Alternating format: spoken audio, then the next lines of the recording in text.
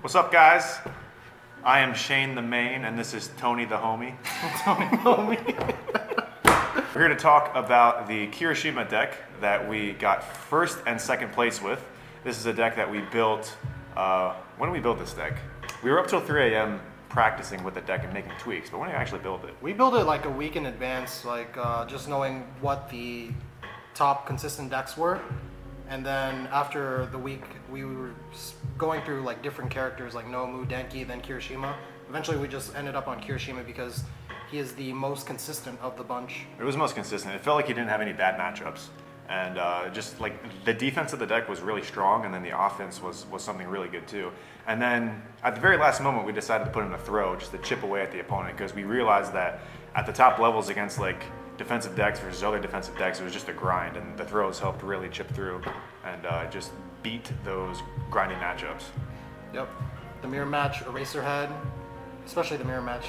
So we already showed the deck on stream it was actually before the finals. We showed everyone the deck that we played, but for this video, we're going to show the deck again, but we're going to give like more thought processes as to how we came to the deck list as it is now and things that we would change for the future. YouTube version. All right, so first up is Kirishima, of course, the character that we played, and then I want to put another card out here, 4 copies of Coordinated Effort. So Tony's going to explain why we play 4, and then the combos with Kirishima. So with Coordinated Effort, this allows us to recycle a bunch of attacks with Kirishima, and that's why we play as a forks, because we want to see this on turn 1. Yeah, as a 5-hander, we also run a flat 50-card deck. So you want to maximize your odds of getting this. Like if you're Kirishima and you open with Coordinated Effort, you're going to have a good time playing the game. Because Coordinated Effort, after your attack resolves and after your blocked attack resolves, you commit this and you build it down, then Kirishima picks it up with his ability. So this just allows you to recycle attacks, and it keeps your offense up the entire game. So yeah, 4 Coordinated Effort. Then we can talk about the Headphone Jack, I guess. Yes, so Headphone Jack, this allows us to abuse Coordinated Effort. So once our attack deals damage, we can respond, commit, and then ready this, and then another attack can be brought down, and then we can add another card with Kirishima, because Kirishima is twice per turn. So you can add 2 attacks effectively. Yep, so just the combo of reusing Coordinated Effort with Earphone Jack is extremely good. Another reason we played this is because of the grindy matches. I played against a Kamui Woods, and I rage quit against the deck because I just didn't, I couldn't get through the defense of Kamui Woods. So I put in the Earphone Jack as extra mill. It's just another way to beat the grindy matchups. So that really helped out. And then the very next day I had to play Kamui Woods the very first round. So Earphone Jack did really help because game 1 I was able to mill him out with Earphone Jack. So yeah, that's kind of the main cards, Coordinated Effort, then Kirishima, and then the Earphone Jack to ready Coordinated Effort. You want to talk about the attacks? Like what's like the best attacks? Like Hardened Jab is really good. I like Hardened Jab. That's the attack that I like to lead in with, because I do think it's really important that you use the enhance on like your first turn when you're attacking. Hardened Jab, enhance, and then it says add a face down foundation from your stage to your hand, and then build the top card of your deck face down. So what you can do is, since on turn 1 you usually don't have any face down foundations, you can enhance this, that part fizzles, and then you can build the top card of your deck face down, and then that gives you a +1, and then after that you can do Kirishima's once per turn ability, and now you have +2 foundations on turn 1. Right, and that's turn 1 going second, because you can't attack turn 1 going first. So a lot of times what we did was we go second, we'll just play Hardened Jab on a 4, make the check, we'll use Hardened Jab, we can't pick anything up, so we build 1 face down, and then we use Kirishima to build another 1 face down. So you just build 2 face down foundations on your very first turn. Or if you go first, you build foundations, and then you can open Hardened Jab, just build a free foundation, and then use Kirishima to build your other free foundation.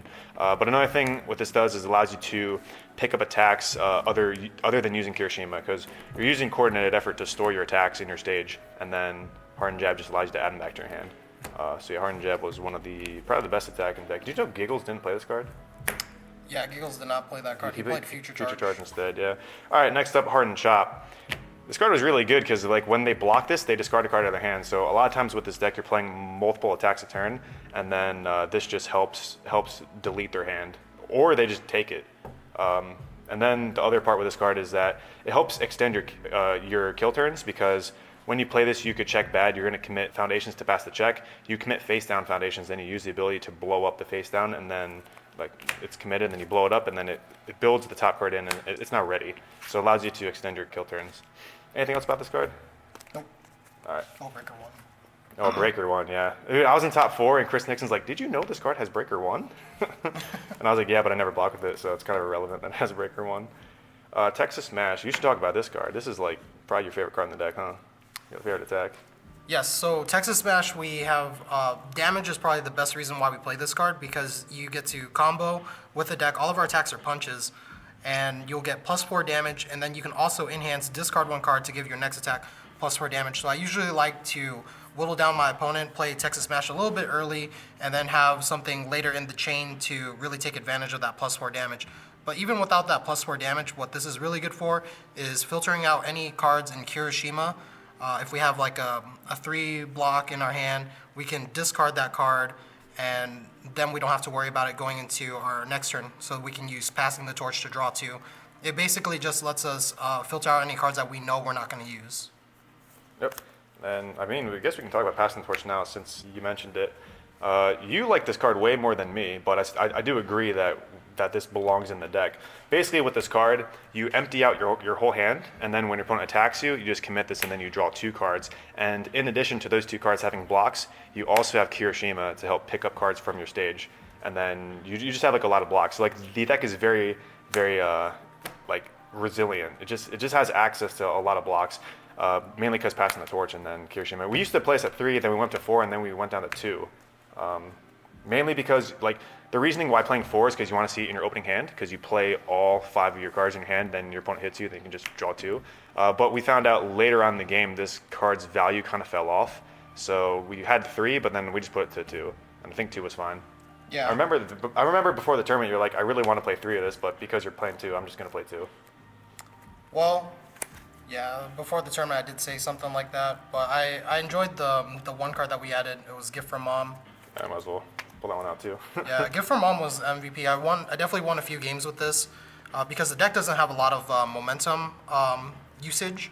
So by having this card, you can discard a momentum and +3 damage to one of your punch attacks. That's all of our attacks, and you can squeeze out games where you just need that little extra damage. Yeah, it also makes it so let's just say, for example, you just toss a Texas Smash, like it's only 3 damage, if you don't have combo food or whatever, you can make it 3 extra damage with Gift from Mom, and so like they kind of want to block it now, so it makes them waste a block on this. Otherwise, they just take 6, which is a big chunk of damage. So yeah, I did have a lot of value from Gift from Mom. I do want to go back to Texas Smash and talk about it a little bit. One of the reasons that attracted me to the good symbol off Kirishima, which is what this deck is around, was you have Texas Smash, which allows you to discard cards from your hand, and you also have Self-Sacrifice, which blows up cards in the stage. And both of these keep you out of deadlock, because Kirishima builds so much. Like, he has a free build every turn, and then you're also drawing a lot of cards too, either with like the passing the torch or just just adding cards to your hand and stuff. So you generally need to play stuff, and if you don't have any way to pitch cards or destroy cards out of your stage, you usually end up going into deadlock, and you don't really want that. So the combination of both Texas Smash and Self-Sacrifice, both being off of the good symbol, is why I kind of gravitated towards the good symbol off of Kirishima. I think that's a good point. With these in our utility, we're able to keep ourselves in control of the game at all times. Self-Sacrifice is really good too. Like in many situations, like +1 or -1 damage is actually very clutch sometimes. Like, for example, if there's like a 9 damage attack and you can only half block it, you can make it -1 damage, make it 8, and then half block, so you only take 4 instead of 5. That's like one of the reasons. Also, like a +1 low block, like Kirishima can just add this to his hand, and you just have an amazing low block on a spam as well. So. My favorite thing to watch was seeing Chris Nixon and Shane play, and they were going into a self-sacrifice war, blowing up their foundations for that extra bit of damage. Mm-hmm. And the last attack in the deck is Reverse Throw. This is the attack that, honestly, what attack were we playing before this? We were playing Setup Strike. Setup Strike, because it would give speed, and I figured speed would help push attacks through. But honestly, like late game when you both have a stage built, any attack that's going to deal damage, like pretty much guaranteed, is super valuable. So Reverse Throw being like, okay, 5 damage attack, if they block it, well, we just build it down with coordinated effort, and then we can pick it up later and play it. And then also, if you have the Earphone Jack, and you play a Reverse Throw, it's going to deal damage. So during the damage step, you commit Earphone Jack to ready coordinated effort. then then the attack resolves, so then you commit core never to build it back down. So that was extremely strong in the deck. This is like the strongest combo that I was using all day. And what's funny is Tony didn't really use this combo, huh? I didn't even know it until you did it to me in grand finals. That was the first time I ever saw that happen. I was just like, that's pretty busted. And then game 3, I decided to make sure I had 2 of these in the main. Yeah, cards is extremely good with this combo. So yeah, reverse throw is just extra chip. Oh, going back to Texas Smash, one of our favorite things to do is play Texas Smash. You pitch 1 card, so your next attack is +4, and then you toss a reverse throw at them. It's just a lot of damage. So 9 damage, so that way you can draw that card. right, if it deals 5 or more, you get to draw a card. So, but there's other ways you can make this deal or make it 9 damage. Let's go over Harden right now. I mean, we have Harden. Yeah, So Harden and Kirishima is usually the way. yep. So this is 5 damage. You commit Harden, give it 2 damage, and then you can use Kirishima to add a foundation to your hand. You can add Harden back to your hand or add whatever. I usually add a face down so I can replay it face up. So yeah, Harden and Kirishima makes this 9 damage. So they block it, take 5, and you draw a card and just gain more advantage that way. Blocking with Harden is really good too. Like so many times I blocked with Harden, and like their next attack got -2 damage, so it was extremely good. So. Yeah, I've actually ended a few people's turns because they would be like, my next attack gets -2 damage, and then they just don't want to play it anymore. So this is a really good card to usually end attack string turns. Yep. Also, one of the things that I found was extremely good when you play Hardened Chop, if they block it, they discard a card, right? So normally, or not normally, but sometimes they just take the 5. You can use Harden, make it 8 damage, because this gives this 3 damage because that's Harden in the name. So that makes it more fearsome. Like, well, I don't want to take 8 anymore, so I guess I'll block, and then I'll pitch a card, which allows you just to go in with like Texas matches after it and stuff. So that's like a lot of the offense in the deck there.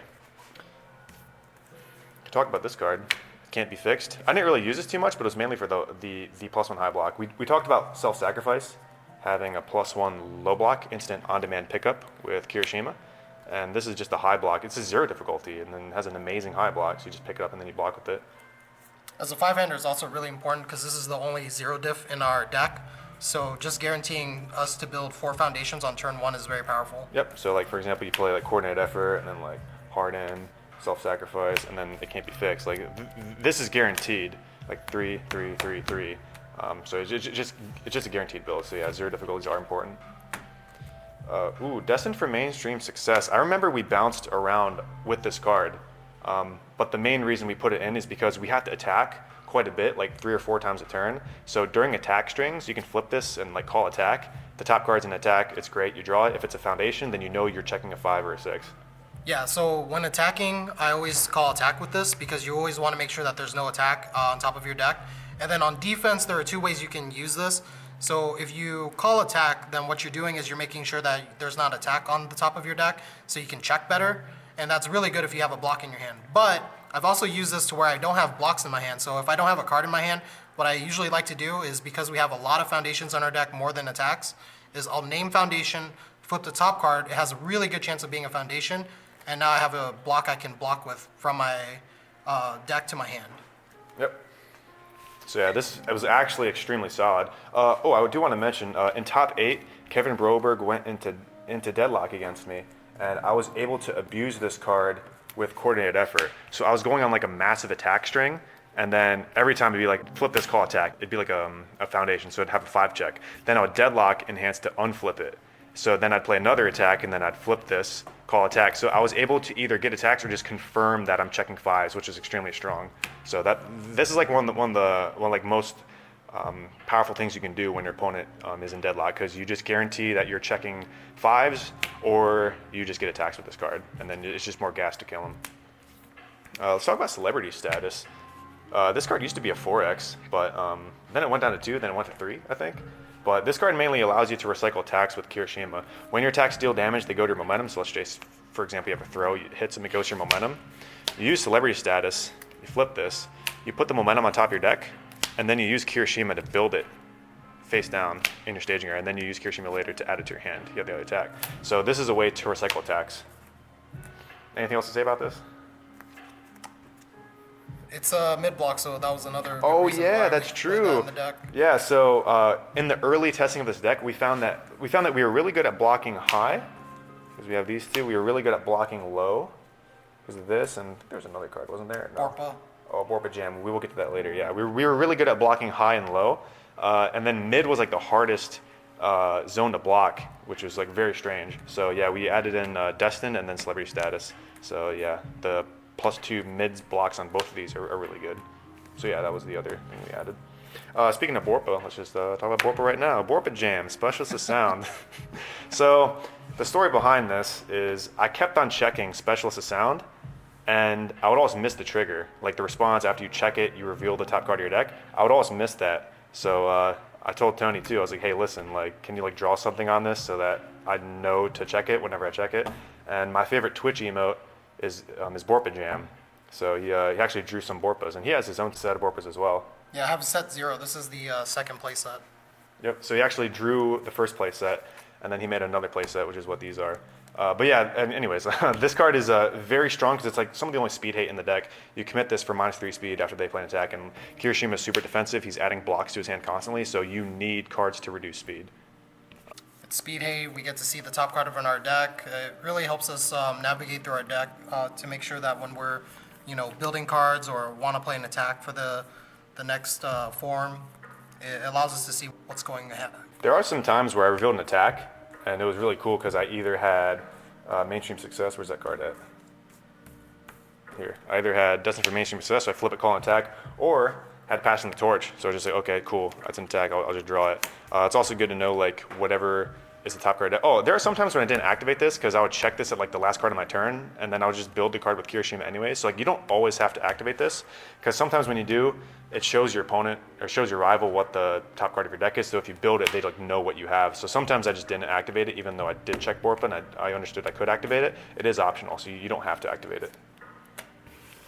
And then the last card of the deck, 3 Bonds of Friendship. You want to talk about this one?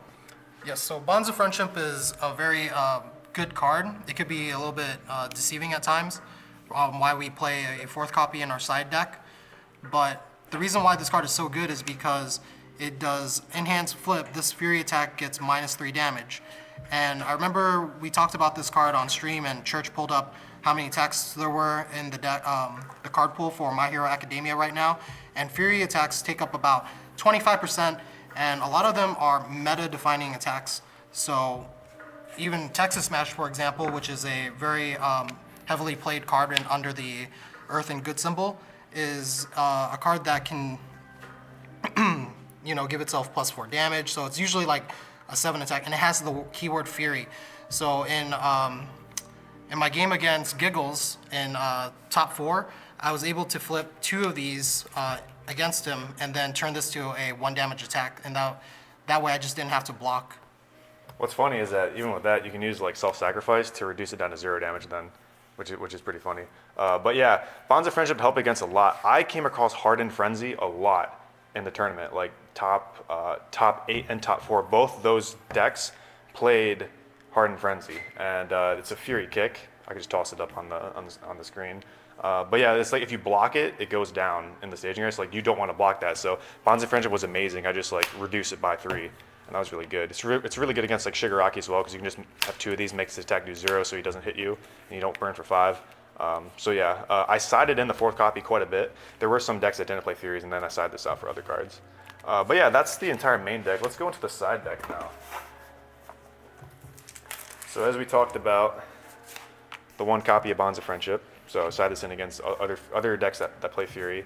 It's also really good for that high block and the 6-jack. So that is sometimes true, yeah. I would cut out like cards if my opponent had like too many high attacks. I would definitely cut something out just to make sure I had more high blocks. Put this in, yeah, for sure. Yep. Let's go over You're So Obvious. This takes up 4 slots in our side deck. Let's go over that one. Yes, so Kirishima's weakness is high speed, high damage. We can block after so many times, but we don't actually have a lot of cards that specifically deal with a massive ton of, speed boost, damage boost, and, dying to cards like Detroit Smash or Reciprocal Burst, those heavy hitters. We don't have an answer for that unless we go into the side, and that's why we play 4X copies of You're So Obvious. With this card, we are able to return the printed speed or damage of an attack, and then we don't have to worry about it. It's sometimes even better just to have this than blocking, because you just blow this up from your foundation area and you don't even have to worry about blocking. There were other times too where, so primarily this is a defensive card. If the rival has like a big speed attack or a big damage attack, we usually side these in to like help deal with that kind of stuff. However, when I did side these in, there were many times I used this offensively too, because every attack in our deck is a punch. So you can just play the attack and then you can pop this for either 2 speed or 2 damage. There was a time where I made a reverse throw plus 2 speed, so he actually couldn't block it. So yeah, it's like a multi-purpose card, mainly for defense, but just keep in mind you can also use it offensively as well. So that's 5.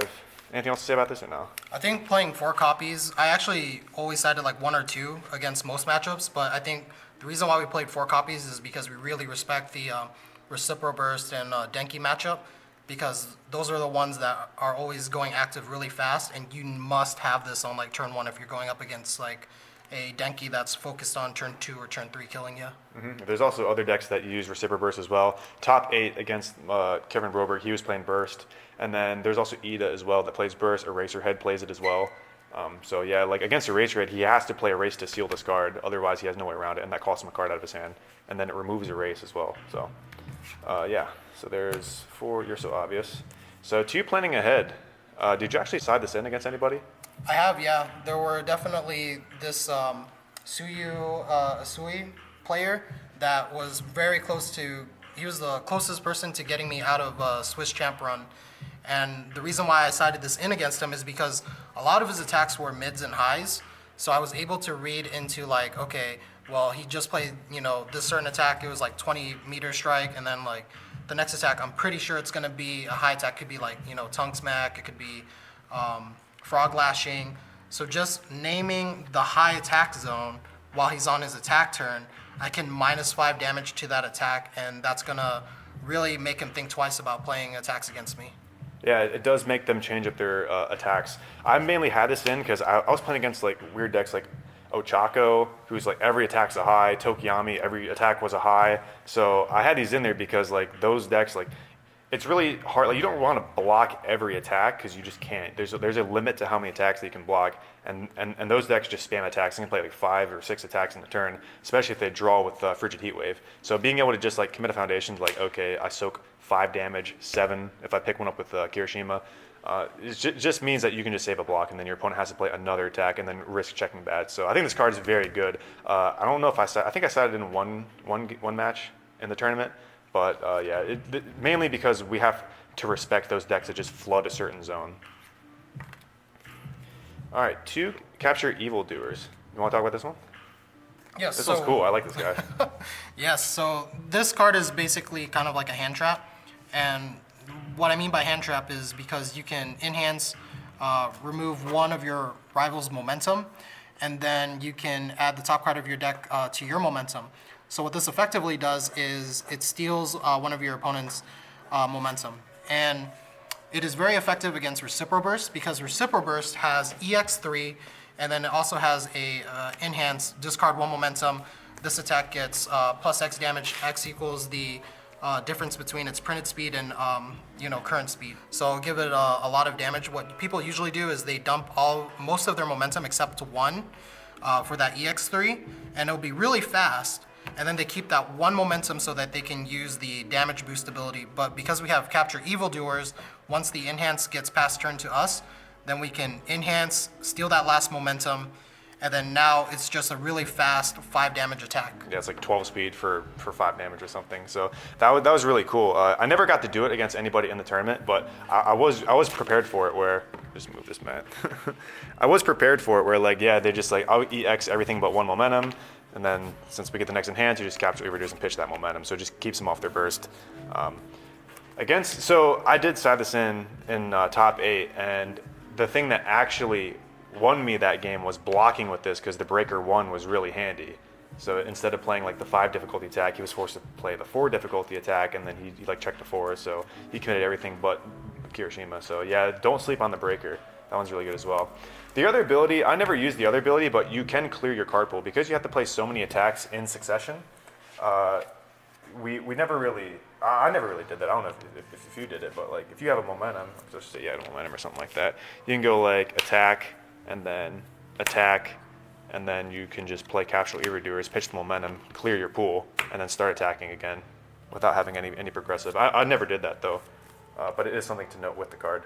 Yeah, we're going to be cycling through a lot of attacks, so it's really handy to do that because we'll definitely have a lot of cards in hand to just want to keep the card pool clear and just keep replaying them.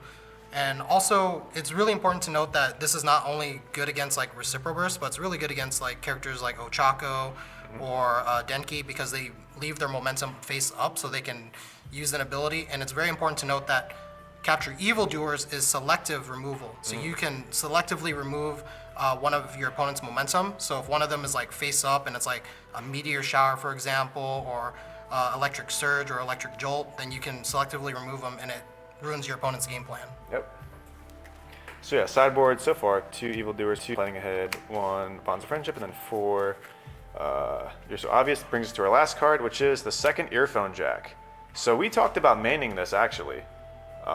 I sided this card in a lot because once if I opened Coordinated Effort and the Earphone Jack, it was like super strong. I had an amazing time playing the game. So I thought about just, because I side this in a lot, I may just increase it to 2 copies. I think that's the play. Yeah, I think really the only change to the deck we're gonna make is main deck one of these, right? Yep. I'm thinking about cutting Gift from Arm. Yeah, even though that card helped us. Yeah, this card was extremely good. There was times where it kind of just sat there. Like it does have a +2 mid that you pick up with Kirishima, and we did explain that the deck was kind of like low on the mid blocks. But Earphone Jack is kind of useful all the time because it readies any foundation in your staging area, even if you don't have Coordinated Effort to ready. Like readying Harden was really good as well because you can just tap for another 2 or 3 damage with it. So like this being an 11th foundation, because you have 10 foundations, right? You don't want to go into deadlock. Having an asset that pretty much acts as a foundation because you get to ready a foundation. It was really nice. And just being able to ready stuff like Harden or Coordinated Effort, just like it just felt super MVP some games. Yeah, on paper I thought this card was going to be a liability because it's an asset and it's not a foundation. But after this being like a last-minute addition before we went into the 1K and us playing through the tournament, this card was definitely always felt good to play. It was amazing, yeah. The block's nice too.